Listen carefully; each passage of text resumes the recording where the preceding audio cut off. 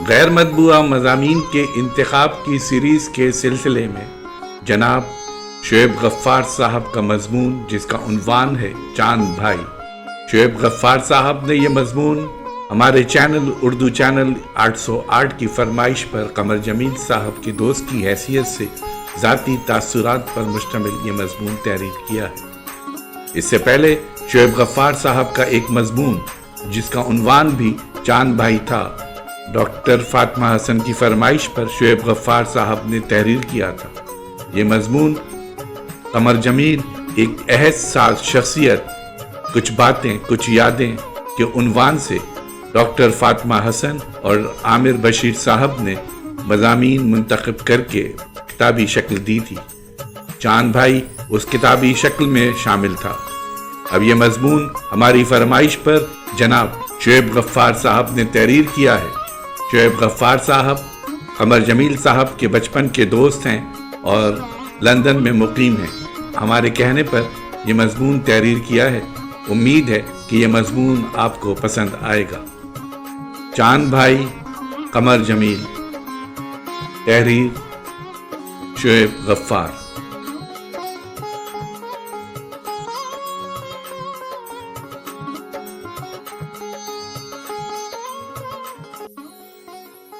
قمر جمیل کے فرزند ظفر جمیل کے اصرار پر کئی مرتبہ کوشش کی کہ ان کے والد کی خداداد قابلیت اور دنیاوی محنت سے حاصل شدہ فن شاعری، نثر اور تنقید نگاری پر چند جملے قلم بند کروں، مگر ہر وقت کثرت گریہ اور اپنی لا علمیت کی وجہ سے صرف عنوان لکھنے کے بعد آگے نہ بڑھ سکا۔ چاند بھائی اردو ادبی دنیا اور ارباب ذوق کے لیے ایک چمکتا ہوا روشن ستارہ ہوں گے، مگر میرے لیے تو وہ صرف بھائی تھے، شاید میرے حقیقی بھائی، کیونکہ میرا اپنا حقیقی بھائی کوئی بھی نہیں اور ذہنی طور پر ان سے بڑھ کر کوئی اور میرا بڑا بھائی کبھی نہ بن سکا اور نہ بنے گا۔ گریہ اس لیے آتا رہا کہ ہائے کم بخت تو نے قدر ہی نہیں کی کہ مصداق بچپن اور ابتدائی جوانی میں تقریباً 3 سال بہت سی راتیں اور دن ان کے ساتھ گزارنے کے بعد بھی میں نے ان کو ایسے بھلا دیا جیسے ان کا وجود ہی نہ تھا۔ اس وقت سے اب تک میری جہالت اور ادبی لا علمیت میں اضافہ ہی ہوتا چلا گیا۔ تلاش معاش، تلاش زوجہ اور پرورش اولاد کی دھن میں ایسا خانہ بدوش بن گیا جس کو اپنے سر پیر کی بھی خبر نہیں رہی۔ بالآخر جب آنکھ کھلی تو پتہ لگا کہ عمر کا بہتر حصہ 7 دہائیاں گزر چکی تھیں اور میں صرف ایک میکینک یا میکینیکل انجینئر ہی تھا۔ اس کے ساتھ ہی افق سے بہت دور آسمان سے پرے کہیں سے ایک آواز سنائی دی کہ یوسف تم لکھتے کیوں نہیں ہو، تم میں بہت صلاحیت ہے۔ جی چاند بھائی، پہلے دال روٹی کا تو بندوبست کر لوں، ابھی تو میں صرف یوسف کنا ہوں۔ ہماری قلبی دوستی اس دن شروع ہو گئی۔ مجھے پتہ نہیں تھا کہ اس تگ و دو میں انسان کی ساری زندگی گزر جاتی ہے۔ بہرحال اللہ تعالیٰ نے اس میں کامیابی عطا کی اور اتنا نوازا کہ شکایت کا کوئی موقع نہ رہا۔ مگر قدرت کے کارخانے عجیب اور غریب ہوتے ہیں۔ جب ضروریات زندگی سے فارغ ہو کر لکھنے پڑھنے کی کوشش کی تو کووڈ کی پرآشوب بیماری ساری دنیا پر چھا چکی تھی اور میری رفیق حیات جو مجھے اپنی زندگی سے بھی زیادہ عزیز تھیں سخت بیماری سے فریش ہو چکی تھی۔ جس دن وہ اس دار فانی سے گزر گئیں تو انہی کے ساتھ میں اسی ہسپتال میں کوما میں چلا گیا۔ تقریباً 1 سال کی تیمارداری کے بعد جب ہوش واپس آئے تو پتہ چلا کہ چلنے پھرنے سے شاید ساری عمر کے لیے قاصر ہو چکا تھا۔ مگر اے روشنی تباہ تو برمن بلا شدی کے مصداق دماغ ایک نوجوان کی طرح تازہ تھا۔ اپنے 3 بچوں اور ان کی اولاد کے اصرار پر اور اس خیال سے کہ احسان فراموش بندے، اللہ نے اگر تجھے دوسری زندگی عنایت کی ہے تو اس میں کچھ مشیت ایزی اور مصلحت ہوگی۔ اپنا غم غلط کرنے اور دل دماغ کو مصروف رکھنے کے لیے جب لکھنے بیٹھا تو پتہ چلا کہ اپنی مادری زبان اردو میں لکھنا بڑی حد تک بھول چکا تھا اور صرف انگریزی سے گزارا ہو رہا تھا۔ جب میری پہلی کتاب وائل اٹ لاسٹ یعنی جب تک زندگی ہے مغرب میں مقبول ہوئی تو اپنے مدیر جو پاکستان کے مشہور ڈان اخبار کے قائد اعظم کے چنندہ قابل ایڈیٹر الطاف حسین صاحب مرحوم کی اکلوتی نواسی ہیں کی ہمت افزائی پر خود جیسے خانہ بدوشوں کے لیے جو اپنی مادری زبان اردو بھولے جا رہے ہیں اردو کے عظیم شاعروں کی شاعری کے انگریزی میں ترجمے کی 5 کتابیں، پہلی امیر خسرو سے آج تک کے 50 بڑے شاعر، دوسری غالب، تیسری اقبال، چوتھی جوش اور 5ویں میرا جی کا ترجمہ کرنے کے بعد آج جب سر کھجانے کی فرصت ملی تو فلک کا دیکھنا تقریب تیرے یاد آنے کی کہ مصداق چاند بھائی یاد آئے۔ ان کی یاد میں اور ظفر میاں کی خواہش پورا کرنے کے لیے چند جملے قلم بند ہیں۔ قارئین سے درخواست ہے کہ ایجاد بندہ است گرچہ کے گندہ اس کو سامنے رکھتے ہوئے میری ساری غلطیوں کو معاف کر دیں۔ چاند بھائی کی شخصیت جیسے میں نے ان کو جانا تھا ایک عالم کے مطابق تھی جس کے بہت سے دہن ہوں، ہر دہن میں ایک صاحب علم کا دل اور دماغ اور زبان تھی جو اپنے علم پر حاوی ہو۔ آپ اس سے کوئی بھی سوال کریں آپ کو اطمینان بخش جواب ملے گا۔ میرا ان سے پہلا سوال تھا، چاند بھائی آپ اتنے اچھے شعر کیسے لکھتے ہیں؟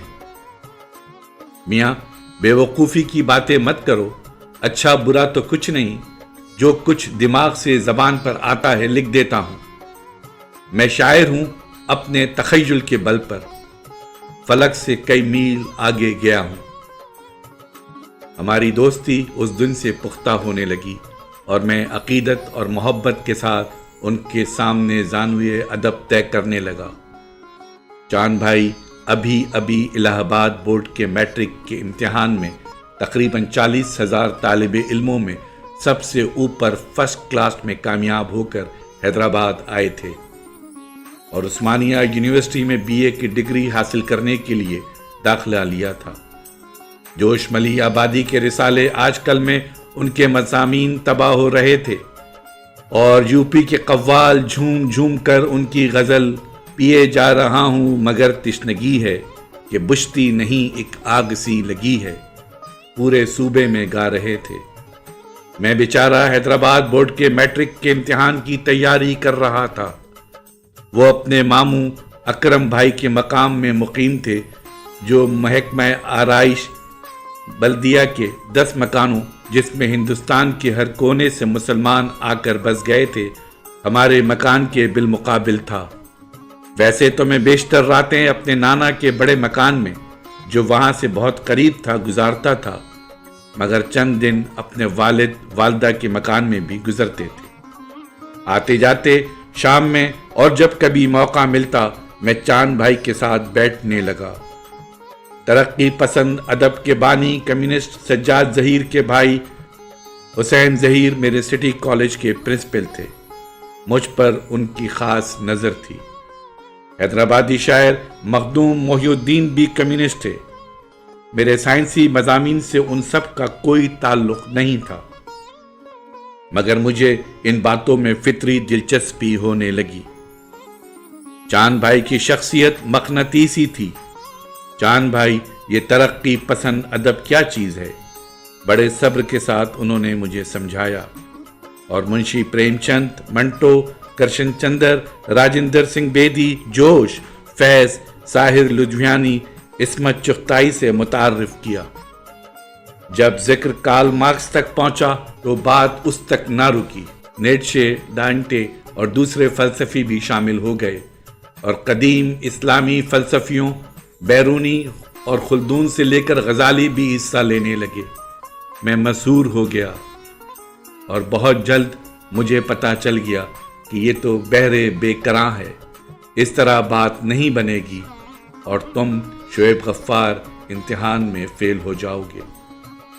خیر اسی میں ہے کہ ان کو خیر بات کہہ کر اپنی الجبرا اور جیومیٹری میں لگ جاؤ، مگر شراب منہ سے لگ چکی تھی اور تشنگی آج تک باقی ہے۔